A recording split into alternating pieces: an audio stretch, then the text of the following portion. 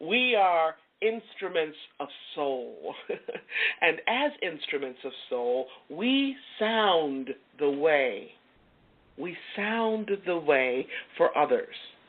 We sound the way for folks in our immediate circles and beyond. Hey, did you know that you are a magnificent story? And as you live your life, you're actually painting on the canvas of your soul. Now, when I am all through sharing these inspiring stories, the stories that I've shared over the past few weeks and a few weeks previously, I'm going to actually invite you to give voice to your own story, right? So that you too can respond to that important question, Habari Ghani, what's happening now? You too can draw from the deep wellspring and transformative power of your own true voice. Until then, I trust that you will be moved by stories of hope, radiance, and celebration. And as you encounter each individual soul, like the person you'll meet today, I trust that you will feel the sweet, glorious shimmer of your own story and hear the rich resonance and powerful medicine of your own true voice. I trust that you will bask in the joy and inspiration of this story, allowing it to illuminate your life. I also trust that you will accept the gifts the stories offer, this one in particular today, and faithfully serve others by lighting the path for someone else, by making a difference for someone else. So again, I'm going to invite you to get cozy, sip a cup of tea or your favorite coffee, and join me by the hearth. Join me at the fire to hear the good news. Now, I'm going to begin this story, as I've begun others, with a brief excerpt from my poem, Song to Myself. Here's the excerpt. It doesn't matter to me that you have a past. I want to know if you will celebrate your present, if you will take a stand, declare yourself, sing, I am, boldly and with rejoicing. Not only to the stars at night, but to anyone, anywhere, without apologies or regrets.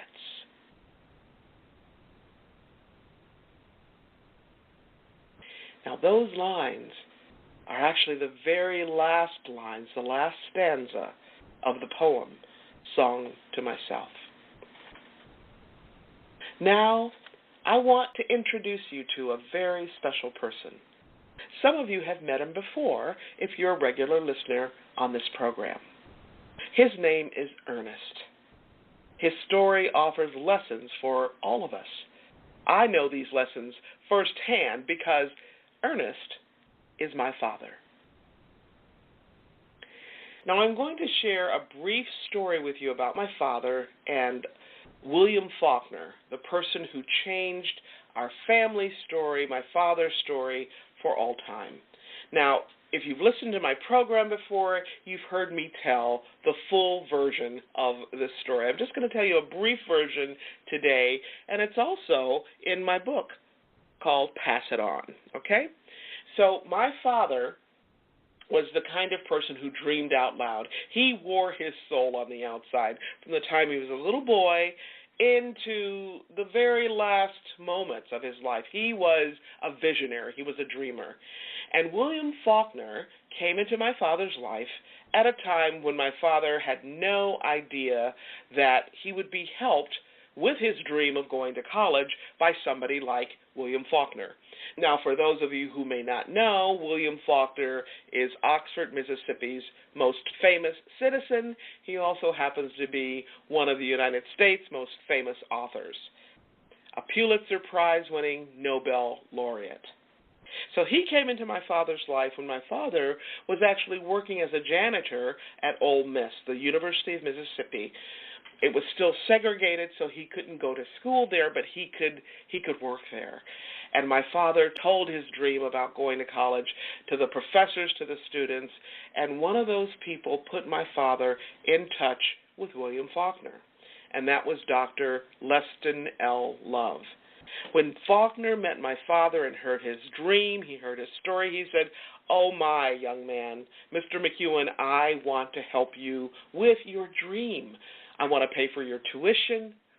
I want to pay for your books, your room and board. I know you're married with 3 little girls.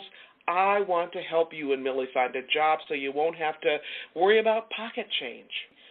And so Mr. Faulkner did just that. He helped my dad with everything in terms of going to school. And that was at the University of Alcorn, what we used to call Alcorn A&M College.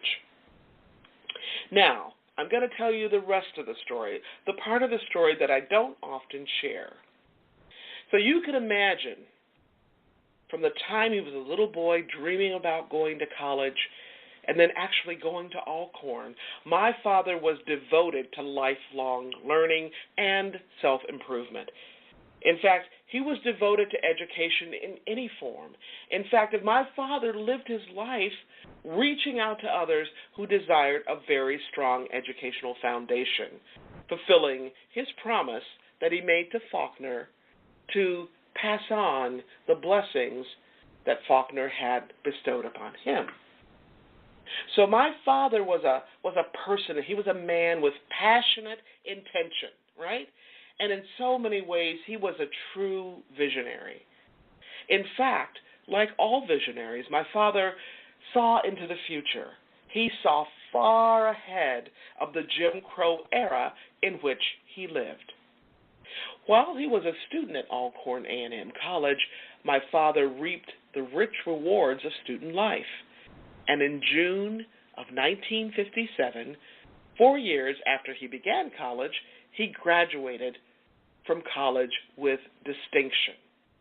However, to his credit, as well as his deep sorrow, my dad graduated not from his beloved Alcorn, but from Central State College in Wilberforce, Ohio.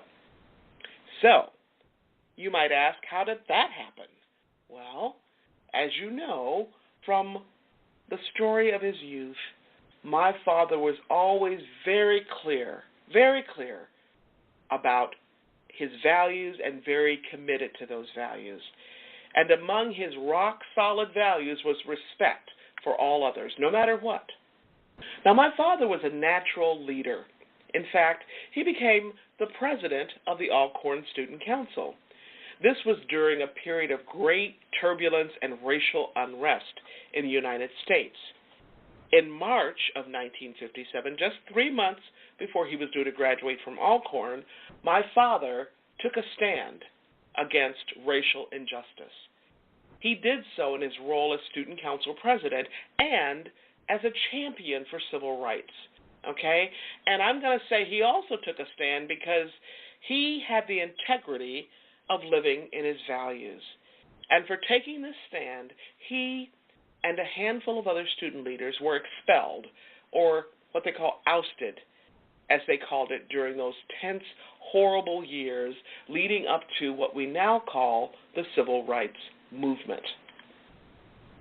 Knowing that his lifelong dream of going to college could be in jeopardy, if not his life, my father was willing to give it all up.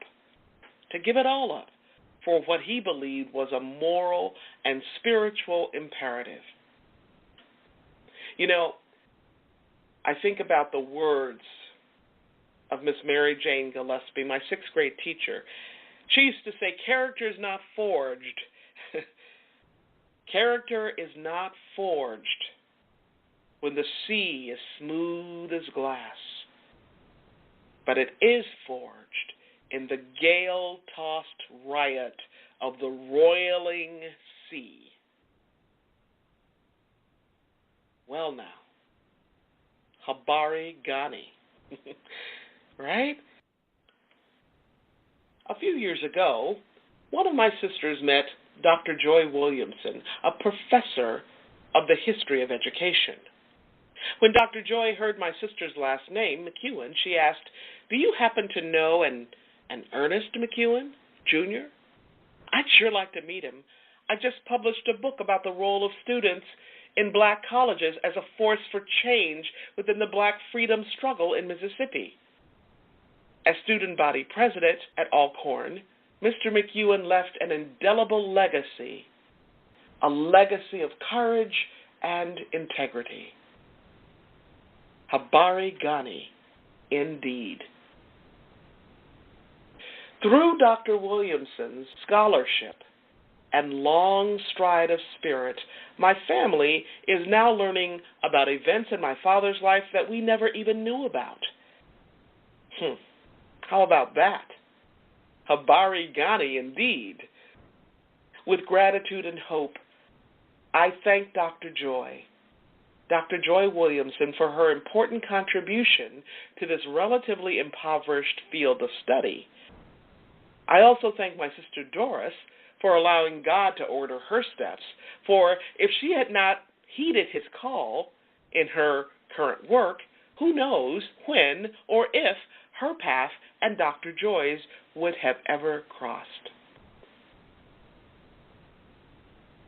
I trust that as my father's legacy continues to be revealed, that it will be a blessing, a gentle rain, another small dose of what matters, another fierce cup of possibility, another beacon that will make a difference by lighting the way for someone else.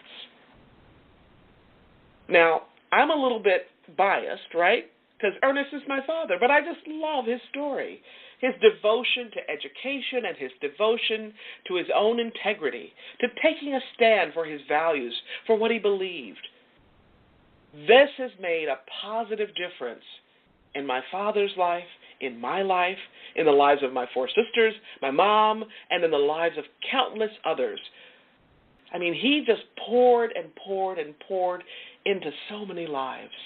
And in his very short life, he created a ripple effect in his family, in his community, and beyond, simply by saying yes to God's legacy for him, for saying yes to daring to wear his soul on the outside.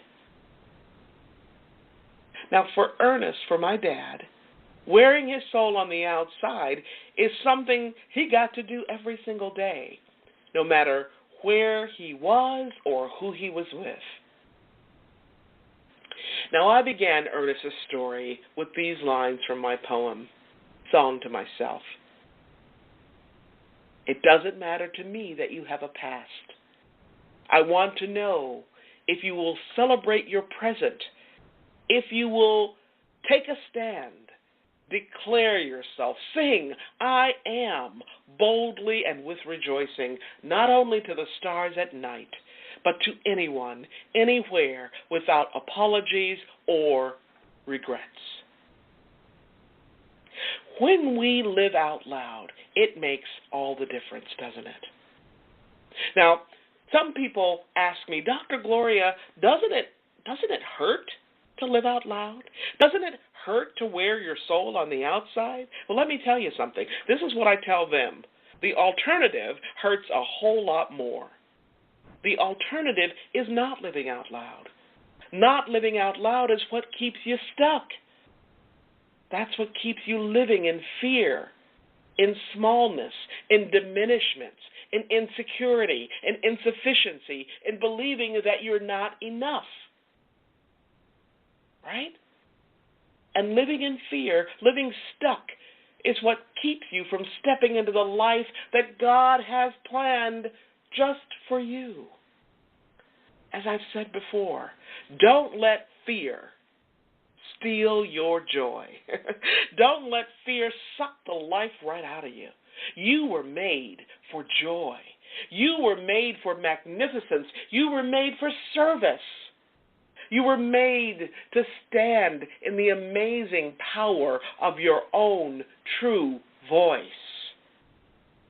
That's what daring to wear your soul on the outside is all about.